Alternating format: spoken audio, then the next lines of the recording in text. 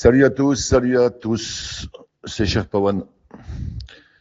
Je vais refaire un podcast de situation concernant ce fameux hantavirus, puisque nous sommes maintenant quelques semaines après le déclenchement d'une soi-disant opération mondialiste Agenda 2030 pour disséminer la planète entière dans un méchant virus qui va probablement trucider quelques milliards de gens d'ici fin de l'été. Donc je vais vous faire une version hantavirus numéro 2, puisque j'ai déjà fait un podcast sur la question, qui était à mon sens assez complet. Néanmoins, les publications à la con, pilule noire, sont en train de refleurir, donc je vais tenter de contrecarrer, je vais dire, ce narratif anxiogène de merde, qui est diffusé toujours par les mêmes diffuseurs de peur, et tenter de vous expliquer les trois hypothèses de travail que j'ai toujours. Vous savez que je travaille toujours avec trois hypothèses pour plein de choses, et que la troisième est toujours la bonne pour moi et la plus logique. Alors, concernant l'hantavirus ou le neurovirus, qui arrive également juste à côté, qui n'est jamais qu'une petite diarrhée, ils ont donné un nouveau nom à la diarrhée, c'est le neurovirus. Je vais essayer de vous faire un plan hantavirus PhD puissance 17. Vous savez que dans le public, à l'heure actuelle de la résistance, vous avez un public de pilules noires, très défaitiste, très négatif, et un discours de pilule rouge qui est très positif et qui ne voit pas cet agenda 2030 s'installer. À côté de ça, vous avez un public de pilules bleues qui n'en a absolument rien à foutre de ce que vous pouvez raconter, vous, les noirs ou les rouges, qui sont en train de vivre leur life et qui sont en train de préparer doucement le mondial qui arrive pour les footeux et les vacances de juillet-août pour les gens qui ont envie de rejoindre le soleil.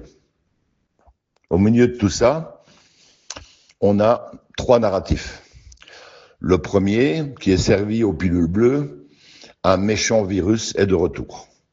Après, tous ceux que vous vous êtes déjà pris et qui ont fait pchit, pour ne parler que de certains, dans les variants du Covid-19, un virus qui n'existe pas, vous avez eu la maladie X et le monkeypox, le variant du singe.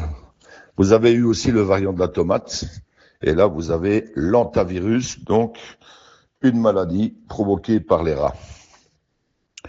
On sait, pour ceux qui cherchent un tout petit peu, qui ne sont pas, je veux dire, des touristes de l'info, que l'hantavirus n'a jamais tracassé personne dans la communauté scientifique ces 50 dernières années.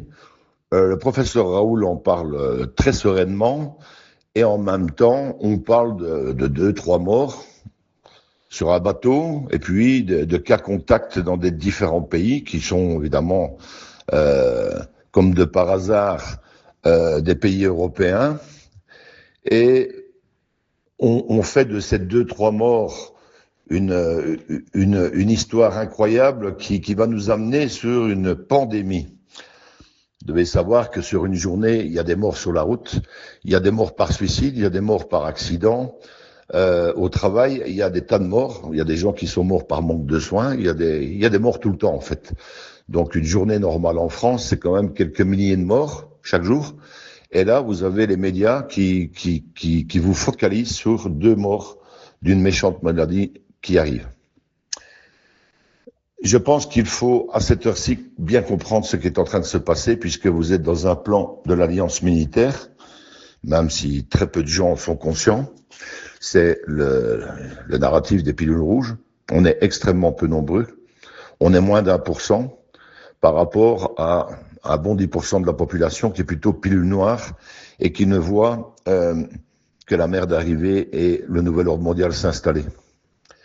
Alors, les trois hypothèses sont très simples. La première, celle qui est servie aux pilules bleues, une méchante maladie arrive de nouveau, préparez les masques, le gel hydroalcoolique. Nous allons repartir pour un tour vers des nouvelles vaccinations. Vous avez Moderna et d'autres sociétés qui sont en train de créer des vaccins, etc., etc. La deuxième version, la deuxième hypothèse, c'est celle des pilules noires, plus sophistiquées. Ils sont toujours dans l'instauration du nouvel ordre mondial. Donc, vous avez un documentaire d'1h30 qui est produit par Delgado de la Quinta Colomnia espagnole, qui s'appelle, entre guillemets, en français, la 5e colonne, et qui est appuyé également par Astrid Zuckelberger. Cette version est une version extrêmement anxiogène qui vous dit, attention les enfants, c'est pas une maladie qui arrive, c'est une maladie de fréquence. Ils vont rejouer l'histoire de Covid-19, comme ce fut le cas avec les petits Chinois qui tombent dans la rue à Wuhan. Et là, ils vont mettre le paquet à partir du mois de juillet sur le mondial. Et à partir du mondial, avec une diffusion d'ondes, à 26 GHz, on va provoquer dans la population une fausse pandémie, mais qui sera provoquée par les ondes, et notamment par le graphène qu'on aurait tous en nous, par l'alimentation, l'eau, etc., et par les injections précédentes pour ceux qui ont été injectés. Donc l'un dans l'autre, une version plus science-fiction, qui néanmoins est une réalité. Pourquoi je dis que c'est une réalité ? Parce que c'est une réalité qui était prévue dans le plan des mondialistes.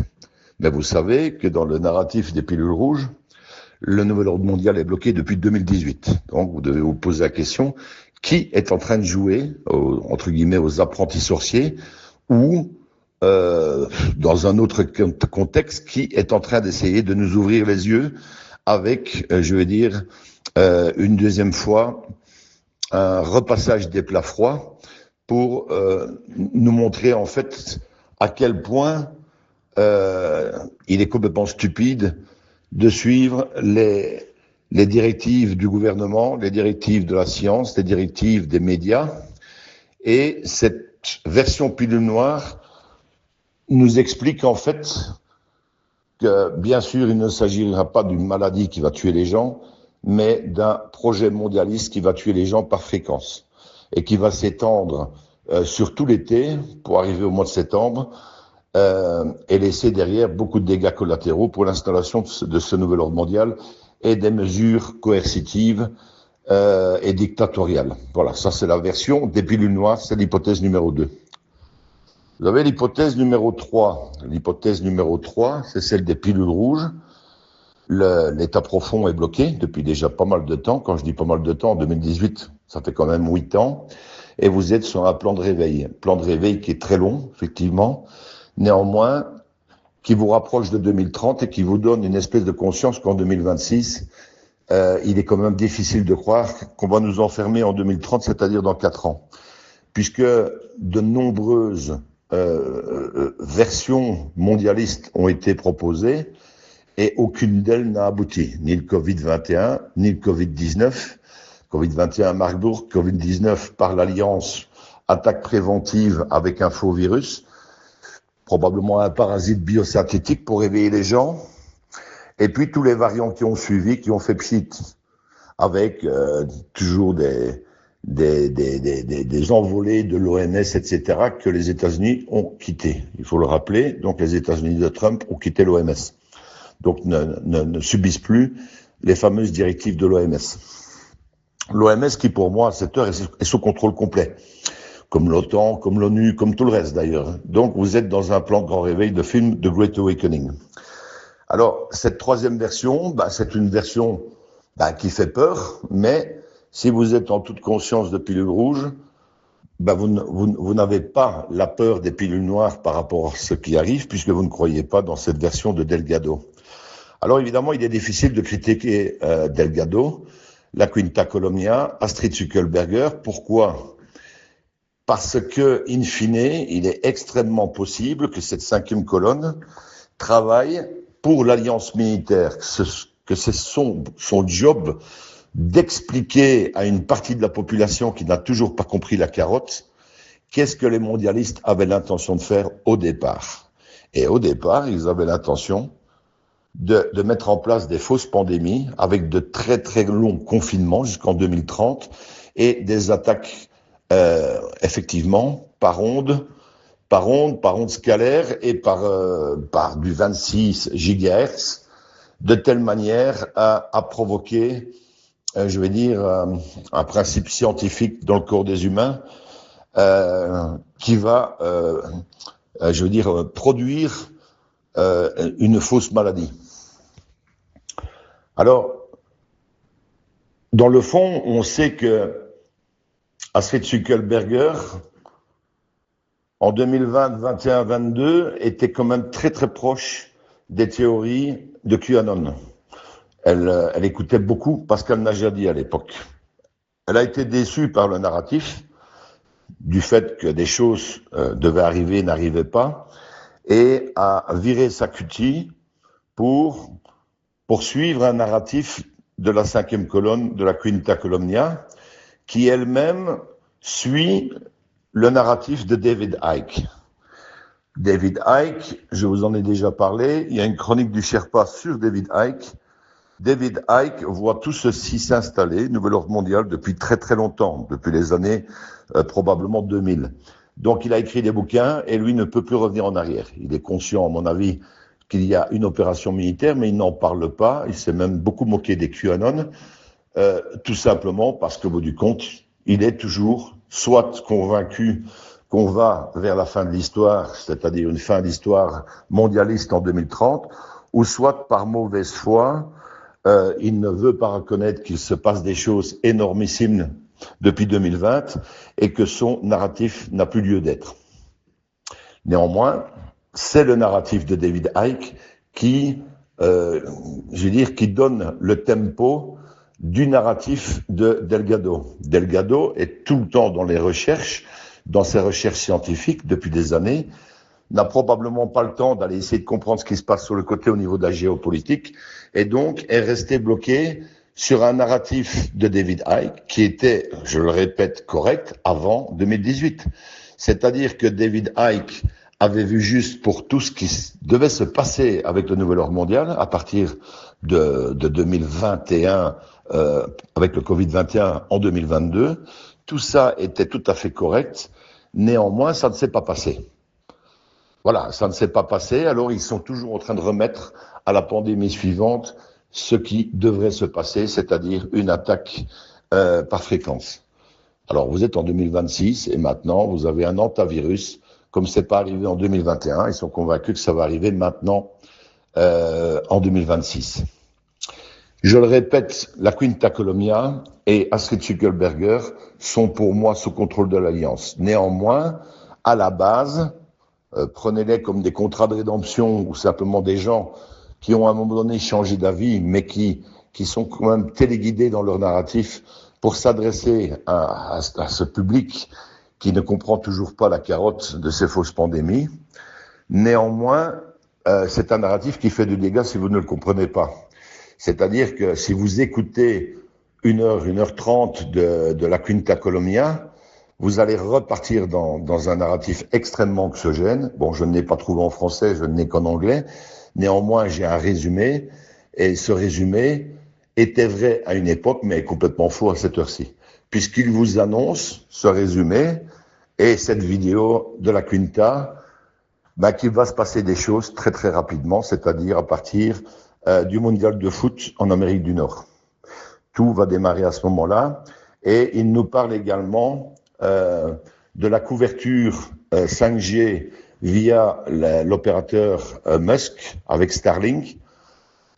Il voit une couverture de satellites qui donne l'impression que c'est du ciel que va venir cette attaque de fréquence en 26 GHz et je vais dire des émetteurs qui sont placés de gauche et de droite, notamment pour le mondial, dans les stades de foot. Mais il faut savoir que tout ce plan était prévu à la base avec l'opérateur Huawei. Trump a dégagé Huawei des États-Unis. Ce n'est plus Huawei qui déploie ses antennes, qu'elles soient 4 ou 5G. Tout a été changé aux États-Unis. Il y a eu des contre-mesures sur tous les émetteurs Huawei, tout a été démonté et ce sont d'autres opérateurs qui s'en sont occupés. Donc cette version de la Quinta ne tient plus la route puisque ce n'est plus Huawei comme il était prévu dans le directif du nouvel ordre mondial, de projeter ces fréquences. Alors évidemment, quand on vient à Musk avec les satellites, il y a une toile qui est prévue de couverture par les satellites Starlink de Musk. Alors prenez-le comme vous voulez, sur une terre ronde, vous avez une grande toile autour de la Terre. Et si vous êtes sur le modus operandi de la Terre plate, vous avez quand même une couverture, je vais dire dans le dôme. Alors certains y verront des satellites par ballon et d'autres verront une réalité de satellite par maillage autour de la planète. Mon but ici, c'est pas de vous convaincre de quoi que ce soit sur un ou l'autre modèle. Le but de ce podcast, c'est de vous faire comprendre qu'il y a effectivement un maillage Starlink qui est mis en route depuis très longtemps. Ce maillage Starlink rejoint Musk à Trump. Vous savez qu'ils travaillent ensemble. Même s'il y a eu des disputes à un moment donné, ça a été de la chicane, comme ça a été expliqué par Alexis Cossette. Néanmoins, Musk est un personnage remplacé. Ce n'est pas l'original. C'est pas le milliardaire. C'est un mec qui a le rôle de Musk et qui a le rôle de continuer ce maillage Starlink qui se termine doucement, avec des dizaines de milliers de satellites qui auraient la capacité de créer, par exemple, un EBS, c'est-à-dire une prise de contrôle des médias, mais également de vos appareils, GSM et compagnie, pour pouvoir diffuser, notamment après le système EBS de déclenchement, d'émissions qui durerait 10 jours, de 10 Days of Darkness, 10 jours de divulgation qui seraient, je veux dire, hors contrôle des médias et des systèmes employés sur Terre, puisque ce serait à ce moment-là Elon Musk et sa couverture 5G qui prendraient le relais sur le monde entier. Voilà, en gros, c'est la compréhension qu'on en a depuis toutes ces années du travail de Musk aux côtés de Trump, non pas pour détruire l'humanité ou imposer, je veux dire, un système d'ondes qui va rendre les gens malades ou qui va les tuer, mais néanmoins, c'est ce que pense Delgado de la Quinta Colomnia. Donc vous voyez, vous avez 3 versions de l'histoire. La première, une vraie maladie dangereuse, comme le Covid-19 pour les pilules bleues. La deuxième, des gens qui ont tout compris, évidemment, et qui sont toujours dans leur narratif anxiogène du nouvel ordre mondial. Donc, ils vont remettre la sauce bientôt pour nous confiner, je vais dire, ad vitam aeternam. Et la troisième version, qui est la mienne, la troisième version que je dis souvent être, c'est plus compliqué. Cette version plus compliquée, et en fait pas si compliquée que ça, c'est une version qui part du principe qu'en 2018, après les voyages de Trump, le nouvel ordre mondial s'est retrouvé complètement bloqué. Le narratif a été repris par cette alliance militaire. Le plan du bien se sert du plan du mal. C'est très important ce que je vous dis, parce que si vous ne comprenez pas cette notion du plan du bien qui expose le plan du mal en le laissant se dérouler comme prévu, mais sous contrôle de l'alliance, vous ne pouvez pas comprendre la notion de grand film, de Great Awakening. J'ai encore des gens à cette heure-ci qui me disent « ça veut dire quoi, grand film ?» Parce que c'est pas un film, on est dans la réalité. Oui, vous êtes dans la réalité, mais ce que vous vivez, les événements que vous vivez sont complètement artificiels. C'est-à-dire que vous n'avez peut-être pas des équipes de télévision dans la rue en train de vous filmer, même si des gens voient, je vais dire, le fait qu'on vivrait dans une grande matrice. Moi, j'ai rien contre, évidemment, mais je suis pas encore assez malin pour le comprendre et surtout pour le prouver. Néanmoins, qu'on soit dans une matrice ou pas, vous êtes dans votre réalité d'humain, et dans cette réalité d'humain, vous vivez des événements via les médias, via la télé, via une fausse guerre en Russie avec l'Ukraine, puisque vous êtes dans une opération spéciale qui a été décidée par les grands chefs, c'est-à-dire cette alliance militaire avec Trump, Poutine, Xi Jinping et Modi.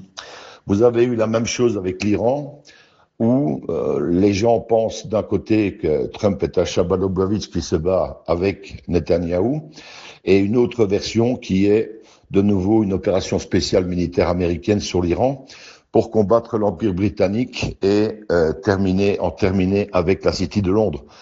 Et alors, vous avez une troisième opération spéciale qui est en train de se dessiner, celle de Taïwan, avec la visite de Trump en Chine, une visite économique, mais également une visite pour dire à Xi Jinping, écoute, pour nous c'est go, tu peux y aller de ton côté. Voilà, donc dans cette réalité numéro 1, vous avez un risque de troisième guerre mondiale, Nelson Dorma, la somme de toutes les peurs et tutti quanti. Dans la version 2, vous avez plutôt un plan qui se déroule de manière parfaite, millimétrée. Donc, qui suit un scénario. Et ce scénario arrive doucement à son paroxysme, mais donne l'impression que nous allons vers une troisième guerre mondiale avec un retour de pandémie. Donc, je vous demande de garder bien, à l'esprit ces 3 hypothèses que je vous ai données tout à l'heure.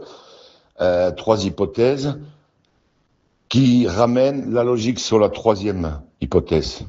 Il n'y a aucune logique sur la première, puisqu'on sait maintenant dans notre communauté ce que sont les virus, ce que sont les ARN messagers, ce qu'il y a probablement dans les injections. On sait qui est derrière, donc il nous reste la version anxiogène des pilules noires qui continue de plus belle et qui essaye de vous amener vers un raisonnement où nous allons tous avoir de gros problèmes d'ici 2030. Delgado Quinta Colomnia a énormément travaillé, c'est probablement ceux qui nous ont éveillé le plus sur la réalité de ce qu'il y avait dans les injections, sur la problématique du graphène.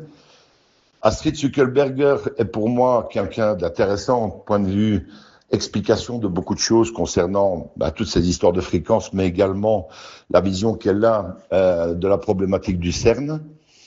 Néanmoins, elle a changé d'avis. Donc, elle était sur un avis quand même assez pilule rouge au départ pour être dans un avis à l'heure actuelle, extrêmement pilule noire.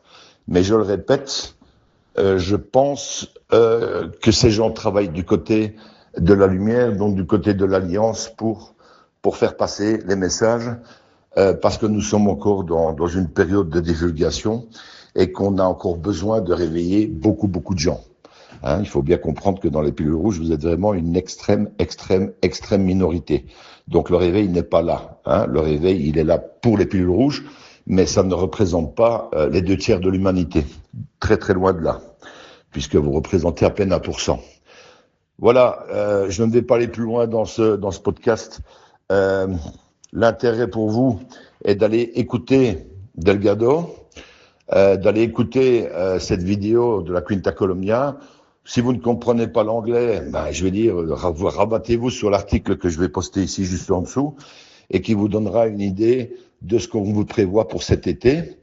Et vous verrez que quand vous serez au milieu de l'été, tout ça n'aura pas l'impact annoncé et qu'au bout du compte, sera l'effet d'un pétard mouillé comme d'habitude, qui n'a que pour but de réveiller les suivants et de faire peur un maximum aux pilules bleues qui doivent à un moment donné prendre conscience que les vaccins c'est pas bon, que c'est Big Pharma et qu'au bout du compte nous étions dans un plan mondialiste qui avait pour vocation de laisser à peine 500 millions de survivants à l'aube de 2050 probablement, dégager quasiment 8/10 de l'humanité pour mettre les survivants en esclavage et les mettre dans une situation de vaccination qui ferait d'eux des objets connectés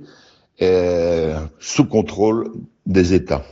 Tout ça a été prévu, tout ça a été bloqué en 2018 et vous êtes toujours dans cette époque de révélation. Voilà, je vous souhaite une bonne journée à tous.